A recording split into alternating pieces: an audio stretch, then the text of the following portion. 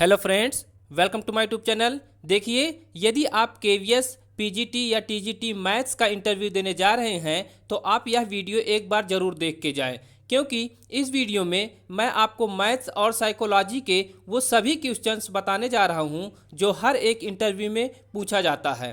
तो आइए वीडियो को शुरू करते हैं। तो देखिए, सबसे पहले जब आप कमरे में एंट्री करेंगे तो आपसे सबसे पहले आपका इंट्रोडक्शन पूछा जाएगा।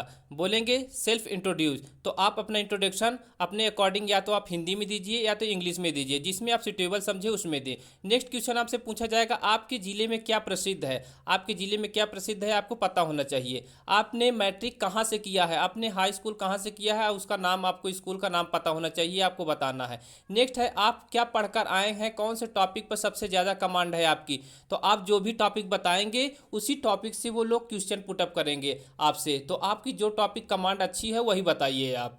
तो नेक्स्ट क्वेश्चन आपसे पूछा जाएगा कि एनसीईआरटी के क्लास 11 में कौन कौन से टॉपिक हैं। तो आप टॉपिक के नेम बताएंगे, तो उन्हीं में से टॉपिक में से आपसे कोई क्वेश्चन पुटअप करेंगे कि आप ये टॉपिक बताइए, इस टॉपिक में क्या है।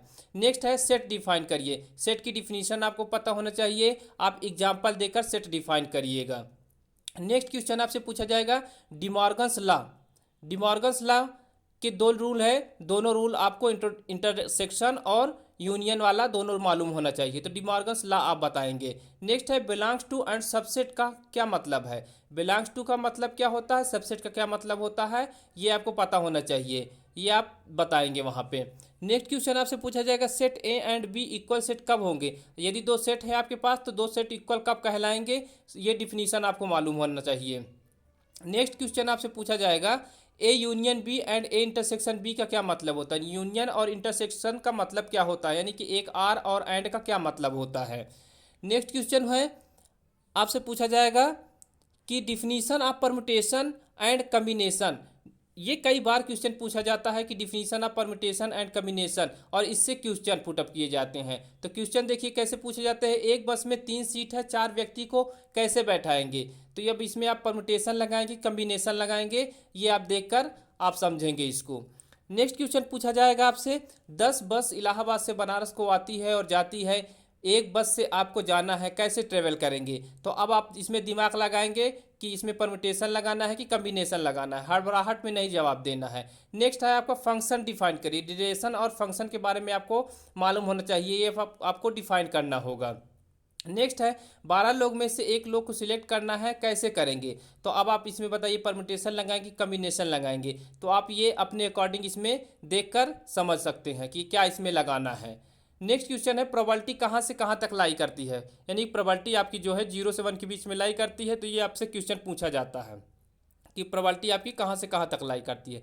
नेक्स्ट है Bayes theorem of probability. Bayes theorem आप पढ़ लीजिए अच्छे से। बेस थ्योरम आपसे पूछा जाता है कि बेस थ्योरम बताइए, क्योंकि ये थोड़ी लॉन्ग है इसलिए पूछा जाता है। एक बच्चा आपको क्लास में डिस्टर्ब कर रहा है तो आप क्या करेंगे।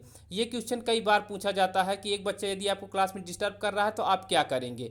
तो आप अपने अकॉर्डिंग इसका जवाब दीजिए। नेक्स्ट क्वेश्चन पूछा जाता है कि आप केवीएस क्यों ज्वाइन करना चाहते हैं, या आप जवाब देंगे कि आप केवीएस क्यों ज्वाइन करना, क्योंकि वो लोग बोलते हैं कि आप कहीं जॉब नहीं पा रहे इसलिए केवीएस ज्वाइन करना चाहते हैं। नेक्स्ट क्वेश्चन पूछा जाता है आप टीचर क्यों बनना चाहते हैं। तो आप इसका जवाब दीजिए कि आप टीचर क्यों बनना चाहते हैं, आपको बचपन से शौक है या पढ़ाने का शौक है या कुछ सिखाने का शौक है। नेक्स्ट क्वेश्चन पूछा जाता है circle and ellipse definition and equation. Circle और इलिप्स का डिफिनीशन बताइए और इसका इक्वेशन क्या होता है वो बताइए। नेक्स्ट क्वेश्चन पूछा जाता है स्ट्रेट लाइन की definition and equation. Straight line की डिफिनीशन आपको पता होना चाहिए, ये कई बार पूछा जाता है, और इसकी डिफिनीशन और इक्वेशन ये सब मालूम होना चाहिए। यदि आपको इनमें से किसी का जवाब चाहिए तो आप मुझे कमेंट बॉक्स में बताएं, मैं आपको जवाब ज़रूर दूंगा।